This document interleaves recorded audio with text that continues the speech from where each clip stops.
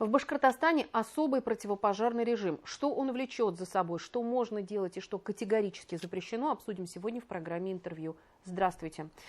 Итак, ответит на наши вопросы Алексей Васильев, начальник управления организации пожаротушения Главного управления МЧС России по Республике Башкортостан. Алексей Владимирович, здравствуйте. Здравствуйте. Какова статистика на сегодня по ландшафтным пожарам? Как оцениваете в целом обстановку? Наверное, необходимо начать с общей статистики. На сегодняшний день на территории Республики Башкортостан произошло 2213 пожаров, в результате которых получили травмы 73 человека и, к сожалению, погибло 95 человек. Если проводить аналогию с прошлым годом, то количество пожаров снизилось порядка 10% и количество погибших на 1%. В этом году уже произошло 150 ландшафтных пожаров, загораний сухой травянистой растительности на площади более 220 гектаров. Если проводить аналогии с прошлым годом, то количество ландшафтных пожаров и площадь значительно снизились. То есть в прошлом году было 250 пожаров на сегодняшнее число, а на площади более 1200 гектаров. В этом же году уже зафиксированы лесные пожары, пожары в лесном фонде. 6 случаев на площади более 55 гектаров.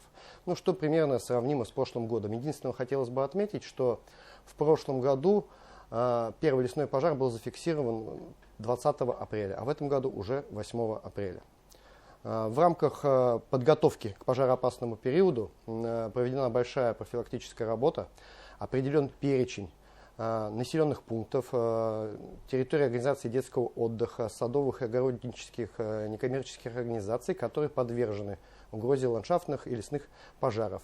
Данный перечень утвержден постановлением правительства, и этим же постановлением определен весенне-летний пожароопасный период, который начался с 18 апреля по 25 октября 2026 года.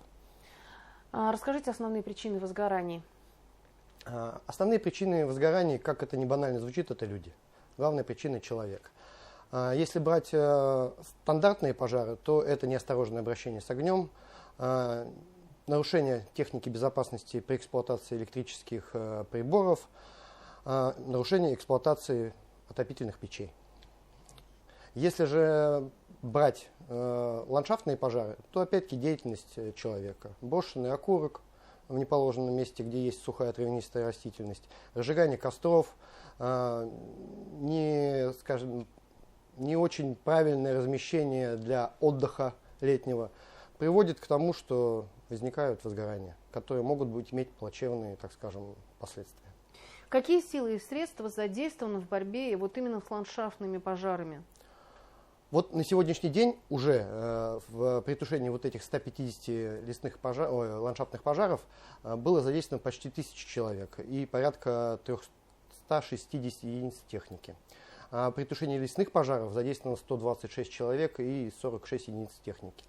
Вообще на территории республики правительством разработан и главой республики утвержден план тушения ландшафтных пожаров, в котором предусмотрено привлечение для тушения ландшафтных пожаров порядка 14 тысяч человек и 4000 единиц техники. Также существует сводный план тушения лесных пожаров. Там запланировано к применению в случае необходимости порядка 12 тысяч человек и 3500 единиц техники. Достаточно отметить немаловажный факт, что за все предыдущие годы не допущено перехода ландшафтных пожаров, лесных пожаров на территории населенных пунктов и объектов экономики.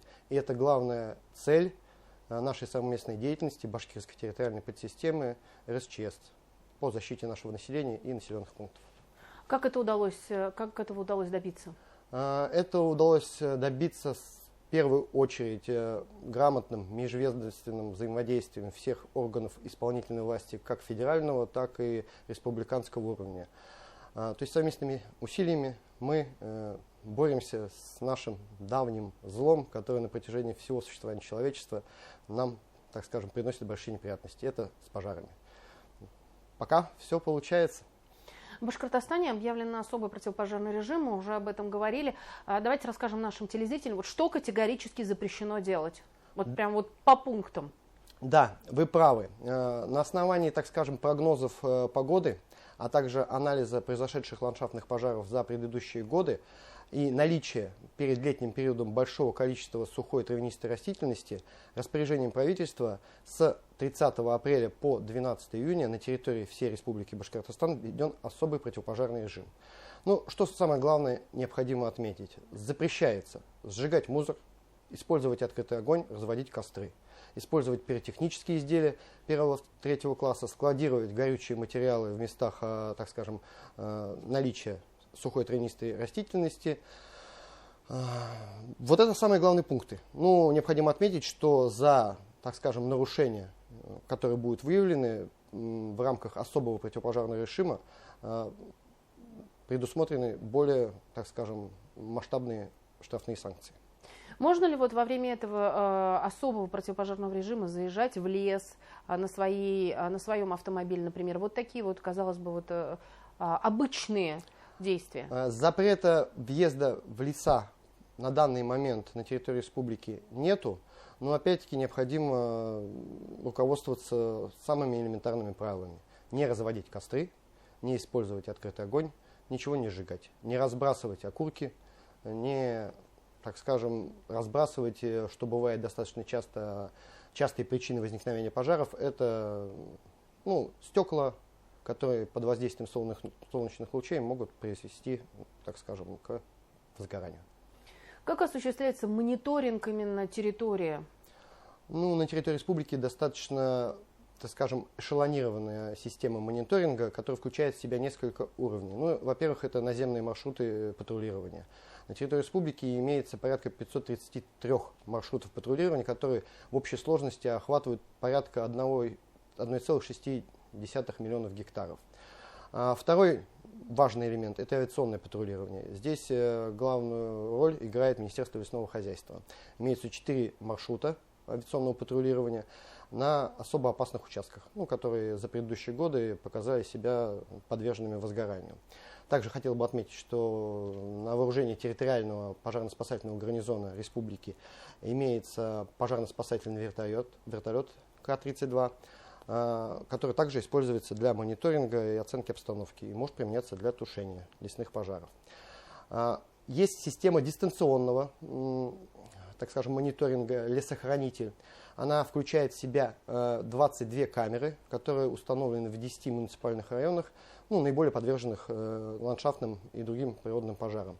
В этом году планируется расширить данную систему, добавив на вооружение лесохранителя порядка 40 камер. Так это практически в 2 раза больше. Потому что данная система показала свою эффективность. В прошлом году благодаря этой системе был зафиксирован лесной пожар, который мог привести к глобальным последствиям, и порядка 22 возгораний на территории, так скажем, близко расположенной к лесному фонду, что быстрыми, так скажем, заблаговременно позволило потушить и ликвидировать возгорание. На что реагируют камеры? Это же, наверное, не видео, это какое-то температурное изменение. Нет, это видео. Видео? Это система, которая, так скажем, на постоянном наблюдении сотрудниками Центра управления силами. По поводу, так скажем, дистанционного управления есть еще система космического мониторинга, которая имеется на вооружении как МЧС России, так и Министерства лесного хозяйства Российской Федерации. Есть мобильное приложение «Термические точки», которое имеется на вооружении в каждой единой диспетчерской службе Республики Башкортостан. На это мобильное приложение приходит сообщение, так скажем, о появлении термической точки. Все термические точки обрабатываются. На данный момент на территории республики было зафиксировано 142 термические точки, из них 120 подтвердились, что именно возгорание, и были своевременно ликвидированы. Алексей Владимирович, при этом я знаю, что иногда принимают участие в тушении еще и волонтеры, которые проходят специальное обучение. Сколько таких человек? С 2021 года было обучено более 2100 человек. Волонтеры, они, оказывают бесценную помощь. Система обучения достаточно проста. Первоначальное профессиональное обучение по направлению добровольный пожарный организуется на базе пожарно-спасательных частей республики. Программа 36 часов с выдачей удостоверения. Последующие этапы обучения этих волонтеров происходят в 2 учебных заведениях Республики Башкортостан. Это Уфимский лесотехнический техникум и учебно-методический центр по гражданской обороне и защите от ЧС Республики Башкортостан. Там программа обучения 16-18 часов, в одном 16, в другом 18, по результатам которого волонтер получает квалификацию добровольный пожарный и может применить вновь полученные знания для оказания помощи населению и нашей республике. Резюмируя наше интервью, давайте подведем итог. Какие есть правила, которые рекомендуется соблюдать сегодня? Это, во-первых, на дачном участке, тоже соблюдать какие-то правила, и выезжая на природу обязательно. Во-первых, надо всегда включать голову, как бы это банально ни звучало. Если вдруг где-то на территории, так скажем, дачного участка или поля, или вблизи леса вы заметили возгорание, не надо паниковать. Необходимо сразу же позвонить по телефону 112 или 101, принять меры, если они возможны, с соблюдением всех правил техники безопасности по локализации возгорания. По телефону 112 и 101 обязательно постараться уточнить место, где данное происшествие произошло, и все будет хорошо. Опять-таки, сжигать мусор, разводить костры, огонь, он не терпит баловства, и он не щадит никого. Фиксировано уже в этом даже случае, так скажем, жестокого травмирования людей при сжигании мусора на своих участках.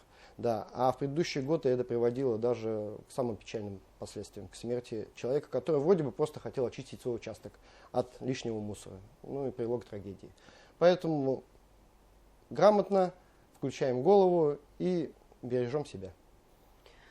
Алексей Владимирович, спасибо огромное, что пришли сегодня к нам в студию и рассказали о правилах поведения, как на природе, так и на своих участках, и в целом. Спасибо огромное.